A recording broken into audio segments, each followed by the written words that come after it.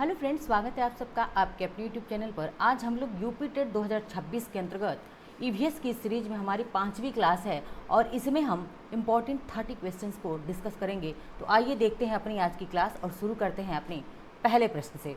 पहला प्रश्न है हमारा, वायरस संक्रमण से होने वाला रोग है, यानी कि इनमें से कौन सा ऐसा रोग है जो वायरस के कारण होता है। तो टाइफाइड है, कॉलेरा है, ज़ुकाम है या फिर मलेरिया है। तो इनमें से ऐसा कौन सा रोग है जो वायरस संक्रमण से होता है। ऑप्शन सी क्या होता है, राइट आंसर है। जुकाम जो है वायरस से होता है। किससे होता है, वायरस से। बाकी टाइफाइड, कॉलेरा, मलेरिया ये किससे होने वाले हैं, तो ये जीवाणु जनित हैं। किससे हैं, जीवाणु जनित हैं। ऑप्शन प्रश्न संख्या दूसरा है, भारत में कृषि को प्रभावित करने वाला मौसम सबसे महत्वपूर्ण तत्व है, यानी कि भारत में कृषि को प्रभावित करने वाला मौसम का सबसे महत्वपूर्ण तत्व क्या है। तापमान है, आर्द्रता है, पवन है या फिर वृष्टि है। तो कौन सा सबसे इम्पोर्टेंट है जो कृषि को प्रभावित करता है। सबसे इम्पॉर्टेंट फैक्टर की बात करें जो कृषि को प्रभावित करता है, तो इसमें से क्या है, वृष्टि है। क्या है, बारिश है। बारिश जो है सबसे ज़्यादा प्रभावित करता है फसलों को। ऑप्शन डी हमारा राइट आंसर होगा।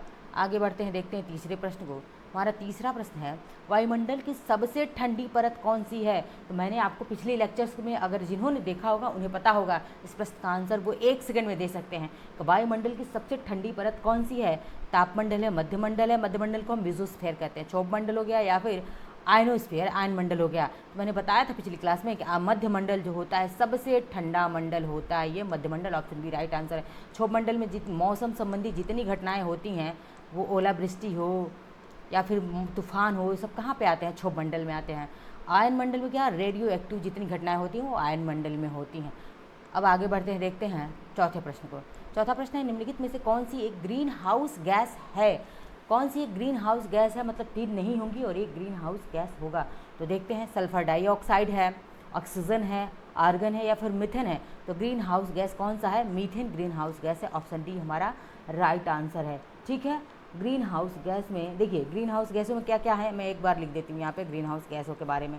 देखिए, सबसे पहले क्या है, ग्रीन हाउस गैस में CO2 है, क्योंकि यहाँ से प्रश्न आपको हमेशा देखने को मिलते हैं। तो एक जगह आप इसको नोट कर लीजिए, CH4 मतलब मीथेन हो गया। उसके बाद से N2O नाइट्रस ऑक्साइड हो गया। सबसे इंपॉर्टेंट जो पूछा जाता है, SF6 ये भी क्या है, ग्रीन हाउस गैस है। NF3 ये भी क्या है, ग्रीन हाउस गैस है। ठीक है, और साथ ही साथ बात करें कि अप्रत्यक्ष रूप से जो मान लीजिए रहती है, उनमें छोड़ दीजिए आप अप्रत्यक्ष रूप वालों की। डायरेक्ट जानिए कि CO2, CH4, N2O, SF6, NF3 ये सभी क्या है, ग्रीन हाउस गैसें हैं। अब पांचवा देखते हैं प्रश्न है, भारत में प्रोजेक्ट टाइगर की शुरुआत कब हुई थी। तो वर्ष 1973 में, 1982 में, 1992 में या फिर 1996 में। तो प्रोजेक्ट टाइगर की शुरुआत ऑप्शन ए 1973 में प्रोजेक्ट टाइगर की शुरुआत हुई थी। टाइगर की शुरुआत 1973 में हुई थी। याद रखिएगा, ये बहुत पेड क्वेश्चन है, बहुत कई एग्जाम्स में पूछा जा चुका है प्रोजेक्ट टाइगर। ठीक है, आगे बढ़ते हैं, देखते हैं छठवें प्रश्न को। छठवां प्रश्न है, पृथ्वी तल पर उस काल्पनिक रेखा को क्या कहते हैं जो 180 मेडिटेरियन यानी कि यामोत्तर पर खींची गई है। वेरी इंपॉर्टेंट प्रश्न, बहुत ही इंपॉर्टेंट प्रश्न आप सबके लिए। इसको क्या कहते हैं, अंतर्राष्ट्रीय तिथि रेखा, कर्क रेखा, विषुवत रेखा, प्रधान यामोत्तर रेखा। तो इसे हम कहते हैं अंतर्राष्ट्रीय तिथि रेखा। ठीक है, अंतर्राष्ट्रीय तिथि रेखा। ऑप्शन ए हमारा राइट आंसर। बढ़ते हैं सातवें प्रश्न की तरफ। सातवां प्रश्न है, निम्नलिखित में से किस राज्य में गल्फ ऑफ मन्नार मैरीन राष्ट्रीय पार्क है। अब बताइए कहाँ पे, गल्फ ऑफ मन्नार में है ये मरीन राष्ट्रीय पार्क, कहाँ पे है ये। तो मरीन राष्ट्रीय पार्क जो है गुजरात, तमिलनाडु, अंडमान निकोबार या फिर पश्चिम बंगाल में है। तो कहाँ पे है मरीन राष्ट्रीय पार्क, ये जो है कहाँ पे होगा, तमिलनाडु राज्य में। कहाँ पे है, तमिलनाडु। देखिए, मैं एक मैप बना के दिखा देती हूँ ताकि आपको एक विजुअलाइजेशन हो जाए कि है कहाँ पे एग्जैक्टली। देखिए, ये हमारा गुजरात राज्य है, ये क्या है, MH महाराष्ट्र है। महाराष्ट्र के पास ये क्या होता है, गोवा आता है छोटा सा। उसके पास ये क्या है, KR कर्नाटक, और कर्नाटक के नीचे ये होता है केरल। ठीक है, ये हो गया हमारा वेस्टर्न घाट, WG लिख दे रहे हो, वेस्टर्न घाट। बात करिए, ये पूर्वी घाट है और यहाँ पे ये जो है एरिया है तमिलनाडु का, TN लिख दे रहे हैं, तमिलनाडु। अब यही तमिलनाडु में यहीं पे है, क्या है, गल्फ ऑफ मन्नार है। ये हो गया पूरा बे ऑफ बंगाल, यहाँ पे लिख देंगे बॉब, बे ऑफ बंगाल का एरिया, यहीं गल्फ ऑफ मन्नार है। और इसी गल्फ ऑफ मन्नार में जो है राष्ट्रीय कौन सा पार्क है? तो मेरिन राष्ट्रीय पार्क यहीं पे अवस्थित है तमिलनाडु राज्य में। आप एकदम स्पष्टता से आपको ये चीज़ें क्लियर हो गई होंगी। अब आगे बढ़ते हैं, अगले प्रश्न की तरफ देखते हैं, 8वें प्रश्न को। 8वां प्रश्न है, जनगणना 2011 के अनुसार भारत में लिंगानुपात है, अभी तो नई जनगणना शुरू हो गई है, बट इस क्वेश्चन को मैं दिया हुआ है तो देख लेते हैं कितना है। 940 1000 पर, 916 1000 पर, 920 1000 पर, या फिर 982 1000 पर। देखिए ऑप्शन ए राइट आंसर है 940, कहीं कहीं 943 1000 पर लिखा रहता है, तो आप इस चीज़ को ध्यान रखेंगे। ठीक है, आगे बढ़ते हैं। 9वां प्रश्न है, निम्नलिखित में से किस एक प्राणी को किसान का मित्र कहा जाता है? तो किसे किसान का मित्र कहा जाता है? चींटी, केचुआ, मधुमक्खी या फिर तितली को? तो किसान का मित्र कहा जाता है किसको? केचुआ को, ऑप्शन बी। ठीक है, आगे बढ़ते हैं, देखते हैं 10वें प्रश्न को। 10वां प्रश्न है, निम्नलिखित भारतीय राज्यों में से किस राज्य की कोई समुद्री सीमा नहीं है, मतलब समुद्र से वो लगता ही नहीं है, ऐसा कौन सा राज्य है? तो मैंने देखिए जितनी भी समुद्री सीमा वाले राज्य थे मैंने यहाँ पे बता दिया, कितने हैं? 9 राज्य है ना कोस्टल लाइन पे। देखिए जैसे गुजरात, पश्चिमी घाट, ये क्या है? वेस्टर्न घाट WG, ये क्या है? ईस्टर्न घाट EG लिख दिया मैंने। अब देखिए पश्चिमी घाट में कितने राज्य हैं? तो गुजरात हो गया, और ये गुजरात के ऊपर ही क्या है? यहाँ से पानी शुरू होता है, ये पानी ये क्या है? अरब सागर, अरब सागर है ये। ठीक है, तो गुजरात से ही पानी की शुरुआत होती है। इधर क्या है? बॉब है, बे ऑफ बंगाल है। ठीक है, अब ये गुजरात के ऊपर ये वाला जो एरिया पड़ता है ये क्या है? यही राजस्थान वाला एरिया है जो कि पानी से बिल्कुल नहीं लगा हुआ है। अब देखिए गुजरात हो गया, ये MH महाराष्ट्र हो गया जो कि पानी से अरब सागर से लगा हुआ है। उसके बाद से ये गोवा हो गया, ये भी लगा हुआ है। गोवा के बाद से KR कर्नाटक भी लगा हुआ है, और ये केरल भी लगा हुआ है। इधर पूर्वी घाट में हम बात करें, इधर तमिलनाडु है जो लगा हुआ है। उसके बाद से आंध्र प्रदेश लगा हुआ है। उसके बाद से आंध्र प्रदेश के बाद से और क्या है? उड़ीसा है। उड़ीसा के बाद से क्या है? वेस्ट बंगाल। 4 ही राज्य इधर हैं, पूर्वी घाट में 4 राज्य हैं, वेस्ट बंगाल लगा हुआ है, यानी कि ये 9 कोस्टल लाइन पे है। अब बस आप ध्यान इस मैप को आप याद रखेंगे तो आपसे कोस्टल लाइन से कोई भी क्वेश्चन पूछेगा आप गलत नहीं करेंगे कि कौन जो सा राज्य है जो समुद्री सीमा से नहीं लगा हुआ है। तो ऑप्शन सी राइट आंसर है, राजस्थान है जो समुद्री सीमा से नहीं लगा, क्योंकि गुजरात राज्य के ऊपर है वो। ठीक है, आगे बढ़ते हैं। 11वां प्रश्न देखते हैं, किससे नदी प्रदूषण स्तर की माप की जाती है? यानी कि नदियों में जो प्रदूषण होता है उसके स्तर की माप किससे की जाती है? तो किससे करते हैं हम? ATP से करते हैं, STP से करते हैं, BOD से करते हैं, या फिर WPL से करते हैं? किससे करते हैं? तो BOD से। किससे? ऑप्शन सी राइट आंसर है, BOD से हम मापते हैं। BOD का मतलब क्या होता है? बायोलॉजिकल ऑक्सीजन डिमांड होता है इसका मतलब। ठीक है, आगे बढ़ते हैं, देखते हैं 12वें प्रश्न को। 12वां प्रश्न है, समुद्री शैवाल किसका महत्वपूर्ण स्रोत है? तो समुद्री शैवाल जो किसके महत्वपूर्ण स्रोत होते हैं? क्लोरीन के, ब्रोमीन के, आयोडीन या फिर लोहे के? ऑप्शन सी राइट आंसर है, आयोडीन के ये मेन सोर्स होते हैं समुद्री शैवाल। आगे बढ़ते हैं, देखते हैं 13वां प्रश्न, शैव जिसे हम लाइकेन कहते हैं। लाइकेन क्या है? परजीवी है, रसायन सुपोषी, अपघटक या सहजीवी है? तो लाइकेन क्या है? लाइकेन सहजीवी है। अब एक आता है सहभोजी और सहजीवी।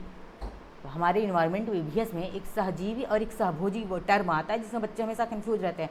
सहजीविता का मतलब होता है कि 2 जीव हैं और दोनों को इक्वली लाभ मिलता है, दोनों लाभ लेते हैं। लेकिन सहभोजी में क्या होता है? सहभोजी में क्या होता है? केवल एक जीव लाभ लेता है, दूसरे जीव को कोई लाभ नहीं मिलता है। याद रखिएगा ये टर्म, आपको परीक्षा में सबसे बेहतर नंबर दे, पास तो होना है, बेस्ट अंक ला सकते हैं आप। इन छोटी छोटी कीवर्ड्स को आप याद कर लेंगे तो। ये CNG ईंधन के रूप में किस में इस्तेमाल होता है? तो CNG किस में इस्तेमाल किया जाता है? वाहनों में, उद्योगों में, खाना बनाने में, वाहन एवं उद्योगों में। तो CNG का उद्योग, वाहन और उद्योग दोनों में इस्तेमाल। कंप्रेस्ड नेचुरल गैस CNG का फुल फॉर्म होता है। 15वां प्रश्न देख लीजिए, पर्यावरण जागरूकता का किसके द्वारा सृजन किया जा सकता है? तो इनमें से बताइए कि पर्यावरण जागरूकता किसके द्वारा हो सकता है? व्याख्यान दे करके? बिल्कुल नहीं। क्षेत्रीय भ्रमण, समूह ग्रुप डिस्कशन कर लेंगे तो क्या उससे पर्यावरण में जागरूकता आएगी? नहीं। अध्ययन से, स्टडी से भी नहीं, बल्कि क्षेत्रीय भ्रमण से। क्षेत्रीय भ्रमण करेंगे, हम चीज़ों को प्रत्यक्ष रूप से अवलोकन करेंगे। अवलोकन मतलब देखेंगे, जानेंगे। ठीक है, अब 16वां प्रश्न है, LPG किसका संक्षिप्त रूप है? यानी कि LPG का आपसे फुल फॉर्म पूछा हुआ है कि LPG का फुल फॉर्म क्या है? लो बेड गैस है, लोकल पैसेंजर गाड़ी है, लिक्विफाइड पेट्रोलियम गैस या लोकल पेट्रोलियम गैस है? तो ऑप्शन सी राइट आंसर है, LPG का फुल फॉर्म होता है लिक्विफाइड पेट्रोलियम गैस। ठीक है, 17वां प्रश्न है, पृथ्वी पर पहुंचने से पहले ओजोन परत किन किरणों को अवशोषित कर लेती है? जो ओजोन गैस होती है वो किसको जो है कौन सी समुद्री पर रेज आती हैं उनको क्या कर लेती है, वो अवशोषित कर लेती है। O3 ओजोन को हम O3 से डिनोट करते हैं। तो पृथ्वी पर ओजोन परत किन किरणों को अवशोषित करती है, गामा किरणों को, एक्स किरणों को, परावैंगनी किरणों को या फिर बीटा किरणों को। तो यूवी की रेज यानी कि परावैंगनी अल्ट्रावायलेट रेज, यूवी रेज यानी कि अल्ट्रावायलेट रेज मतलब परावैंगनिक किरणों को क्या कर लेती है, अवशोषित कर लेती है, O3 या ओजोन। 18वां प्रश्न है, चमगादड़ स्तनधारी है क्योंकि क्यों उड़ता है, रात्रिचर है, शाकाहारी है या फिर बच्चे देता है। तो चमगादड़ क्यों स्तनधारी, क्योंकि वो बच्चे देता है। ऑप्शन डी हमारा क्या है, राइट आंसर है। बढ़ते हैं 19वें प्रश्न की तरफ। 19वां प्रश्न है, पर्यावरण की परिभाषा क्या है, अजैवोटिक या बायोटिक घटक, समुद्र तल के नीचे पृथ्वी पर वस्तुएं, चीज़ें जो हमको घेरती हैं, या इनमें से कोई नहीं। अबायोटिक या बायोटिक, देखिए अजैवोटिक नहीं अबायोटिक है। अबायोटिक और बायोटिक घटक जो होते हैं वो क्या होते हैं, यही पर्यावरण की परिभाषा होते हैं। अब 20वां प्रश्न देख लेते हैं, पर्यावरण को बचाने के लिए चिपको आंदोलन कौन सा राज्य जुड़ा हुआ है। चिपको आंदोलन को किसने, सुंदरलाल बहुगुणा ने इसको शुरुआत करवाया था। कहाँ पे, उत्तराखंड में। ऑप्शन सी राइट आंसर है। कब चला था, डेट भी याद कर लीजिए, क्योंकि अब मान लीजिए उत्तराखंड पूछ सकता है चिपको आंदोलन कब शुरुआत हुआ था। तो 1970 में इसकी शुरुआत हुई थी, 70 के दशक में। कब, 1970 के दशक में, मतलब एग्जैक्ट अगर याद करना चाहे तो 1973 में इसकी शुरुआत हुई थी। प्रोजेक्ट टाइगर के टाइम पे इसकी शुरुआत हुई थी, ठीक है। दशक पूछे तो 1970 का दशक था। 21वां प्रश्न है, जीवों के व्यवहार का अध्ययन किया जाता है। तो जीवों के व्यवहार का अध्ययन हम कहाँ करते हैं, इटियोलॉजी, नियोलॉजी, इथोलॉजी या फिर डेमोलॉजी, कहाँ पे करते हैं, इथोलॉजी में हम जीवों के व्यवहार का अध्ययन, ethology. Option C right answer है। आगे देखते हैं 22वां प्रश्न, बायोडीजल तैयार किया जाता है किससे, यूटिकुलेरिया से, जट्रोफा से, देवदार से या फिर यूकेलिप्टस से। ऑप्शन बी राइट आंसर है। बायोडीजल जट्रोफा से तैयार किया जाता है, जट्रोफा के ट्री से, ठीक है, बायोडीजल। 23वां प्रश्न है, विश्व ओजोन दिवस मनाया जाता है कब, 21 मार्च को, 16 सितंबर, 25 अप्रैल या फिर 5 जून। 5 जून को हम क्या अभी रिसेंट में मनाए हैं, विश्व पर्यावरण दिवस। अब विश्व ओजोन दिवस कब मनाते हैं, 16 सितंबर को। विश्व ओजोन दिवस कब मनाया जाता है, सितंबर में, वो भी 16 सितंबर को मनाया जाता है। 24वां प्रश्न है, देखिए, सिल्वी कल्चर संबंधित है। तो सिल्वी कल्चर किससे संबंधित है, यह वन एवं वन्य उत्पाद से, सिल्क से, फूल से या उर्वरक से। तो सिल्वी कल्चर वन एवं वन्य उत्पाद से संबंधित है। 25वां प्रश्न की तरफ आगे बढ़ते हैं। 25वां प्रश्न है, निम्नलिखित में से किस जनपद में चंद्रप्रभा वन्यजीव अभ्यारण्य है। वेरी इंपॉर्टेंट है। चंद्रप्रभा वन्यजीव अभ्यारण्य कहाँ पर है, लखीमपुर खीरी में है, चंदौली में, लखनऊ या फिर वाराणसी में है। तो यह कहाँ पे है, उत्तर प्रदेश के चंदौली जिले में है। कहाँ पे, उत्तर प्रदेश के चंदौली में चंद्रप्रभा राष्ट्रीय वन्यजीव अभ्यारण्य अवस्थित है। ऑप्शन बी राइट आंसर है।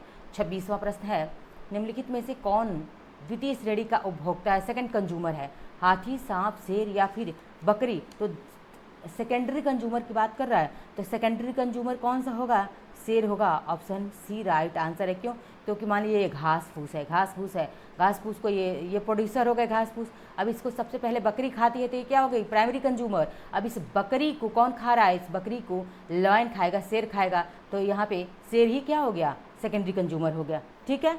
आगे बढ़ते हैं।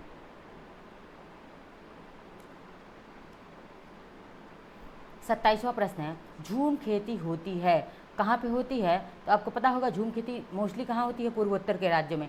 तो केरल, बिहार, मेघालय, तमिलनाडु। की तमिलनाडु में भी झूम खेती नहीं होती, मैंने बताया तमिलनाडु आपको कहाँ कोस्टल लाइन पे है, कोस्टल लाइन में झूम खेती नहीं होती है। केरल भी कोस्टल लाइन पे, यहाँ पे भी नहीं होती, बिहार में भी नहीं होती है, बल्कि ऑप्शन सी राइट आंसर है। पूर्वोत्तर का राज्य मेघालय है और यहीं पर झूम खेती होती है, ठीक है। और 28वां प्रश्न है, शुष्क बर्फ किसका ठोस रूप है।